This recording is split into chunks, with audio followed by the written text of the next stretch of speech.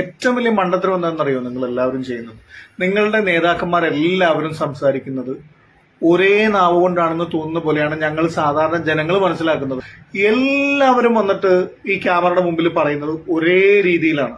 ഞങ്ങൾക്കുണ്ടായിട്ടുള്ള ഇത്രയും നല്ല കാര്യങ്ങൾ 10 വർഷക്കാലം വികസനത്തിന്റെ രംഗത്ത് സമാനതകളില്ലാത്ത വികസനം, അതുപോലെ ക്ഷേമ പ്രവർത്തനങ്ങളിൽ ഒരുപക്ഷെ ചരിത്രത്തിലില്ലാത്ത രീതിയിലുള്ള പദ്ധതികളും പ്രവർത്തനങ്ങളും ഇതൊക്കെ ഉണ്ടായിട്ടും എന്തുകൊണ്ടാണ് ഈ വലിയ ലജ്ജാകരമായ എന്ന് തന്നെ പറയാം, അങ്ങേയറ്റം നാണം കെട്ട ഒരു തോൽവി ഞങ്ങൾക്കുണ്ടായിട്ടുണ്ട് എന്നുള്ളത് ഞങ്ങൾ സ്വയം വിമർശനപരമായിട്ട് തന്നെ കണ്ടുകൊണ്ടിരിക്കുകയാണ്.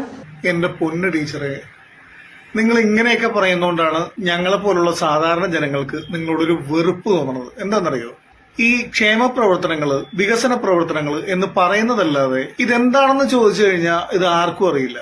ഇപ്പൊ തന്നെ ടീച്ചർ പറഞ്ഞു കേട്ടില്ലേ, ഞങ്ങൾ ഇത്രയും ചെയ്തിട്ടും എന്തുകൊണ്ടാണ് ഇത്ര ഒരു നാണം കെട്ട തോൽവി ഉണ്ടായെന്ന് ഞങ്ങൾക്ക് അറിയില്ല എന്ന് പറയുന്നു. എന്തുകൊണ്ടാണ് തോറ്റതെന്ന് അറിയാൻ പോലും കഴിയാത്ത രീതിയിൽ ഇതൊന്നും ഇല്ല ടീച്ചറെ. വികസനങ്ങൾ എന്ന് പറയുന്നത് നമ്മൾ പറഞ്ഞു, പ്രാവർത്തികമാക്കണ്ടേ? നമ്മൾ വായ കൊണ്ട് പറഞ്ഞാൽ മാത്രം പോരല്ലോ. അത് ജനങ്ങൾക്ക് മനസ്സിലായി, പറഞ്ഞതെല്ലാം കള്ളമാണ് എന്ന് മനസ്സിലാക്കിയ ജനങ്ങള്, ഇതിപ്പോ LDFന്റെ കാര്യം മാത്രമല്ല പറയുന്നത്, ഇപ്പൊ നമ്മൾ ഇന്ന് അധികാരത്തിലേറ്റിട്ടുള്ള നമ്മുടെ UDF മന്ത്രിസഭ, അവര് നിങ്ങൾ ചെയ്ത പോലെ സാധാരണ ജനങ്ങൾക്ക് പറയാനുള്ള സൗകര്യങ്ങളോ അല്ലെങ്കിൽ അഭിപ്രായ സ്വാതന്ത്ര്യങ്ങളോ ഒക്കെ നഷ്ടപ്പെടുത്തി കഴിഞ്ഞാൽ അവരുടെ ഗതി ഇത് തന്നെയാണ്. അപ്പൊ ആ സമയത്ത് വന്നിട്ട് ഞങ്ങൾ എന്തുകൊണ്ട് തോറ്റു എന്ന് മനസ്സിലാക്കാൻ ഞങ്ങളൊരു കമ്മീഷനെ രൂപീകരിക്കും, അല്ലെങ്കിൽ ഞങ്ങളുടെ പാർട്ടി തന്നെ പോലീസ് ഉണ്ടെന്നൊക്കെ പറഞ്ഞു കഴിഞ്ഞാൽ ശരിയാവും. അങ്ങേയറ്റം നാണം കെട്ട ഒരു തോൽവി ഞങ്ങൾക്കുണ്ടായിട്ടുണ്ട് എന്നുള്ളത് ഞങ്ങൾ സ്വയം വിമർശനപരമായിട്ട് തന്നെ കണ്ടുകൊണ്ടിരിക്കുകയാണ്. അതിനെ സംബന്ധിച്ച സൂക്ഷ്മമായ ആഴത്തിലുള്ള പരിശോധന എല്ലാ തലങ്ങളിലും നടന്നുകൊണ്ടിരിക്കുകയാണ്.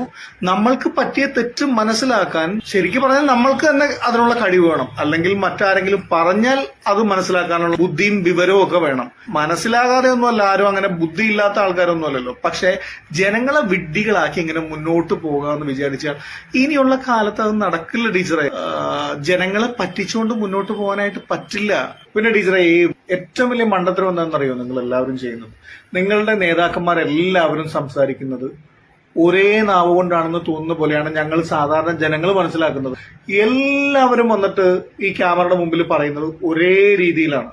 ഒരു അമ്മ പെറ്റ മക്കളായാൽ പോലും ഒരു 4 മക്കളുണ്ട്, അല്ലെങ്കിൽ 2 മക്കളുണ്ട്, 3 മക്കളുണ്ടെങ്കിൽ ഈ 3 പേരും അല്ലെങ്കിൽ 2 പേരും സംസാരിക്കുന്നത് 2 രീതിയിലായിരിക്കുമല്ലോ. പക്ഷെ നിങ്ങളുടെ കാര്യത്തിൽ അങ്ങനെയല്ല, എല്ലാവരും സംസാരിക്കുന്നത് ഒരേ പോയിന്റ് ആയിരിക്കും. അപ്പൊ നമ്മളത് കേൾക്കുമ്പോൾ സാധാരണ ജനത്തിന് അത് ദഹിക്കാൻ ഇത്തിരി ബുദ്ധിമുട്ടാണ്. മുമ്പ് പലതും നടന്നിട്ടുണ്ടാവും, നമ്മൾ അടിച്ചമർത്തിയിട്ടുണ്ടാവും. ഇപ്പോഴത്തെ തലമുറ മാറി. ഇനിയെങ്കിലും മനസ്സിലാക്കാൻ ശ്രമിക്കുക.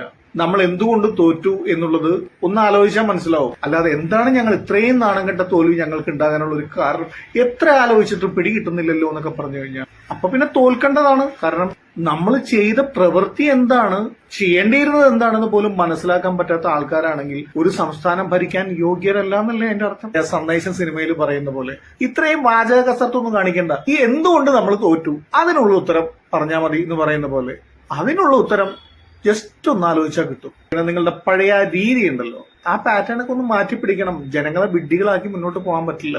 അഭിപ്രായ സ്വാതന്ത്ര്യം എല്ലാവർക്കും ഉണ്ടാവണം. നിങ്ങളുടെ സംഘടനയിൽ വിഭിന്ന അഭിപ്രായങ്ങൾ ഉണ്ടെങ്കിൽ അതെല്ലാം ചർച്ചയ്ക്ക് വെച്ച് കൂടുതൽ സ്വീകാര്യമായ അഭിപ്രായം തിരഞ്ഞെടുക്കണം. Subscribe and follow me.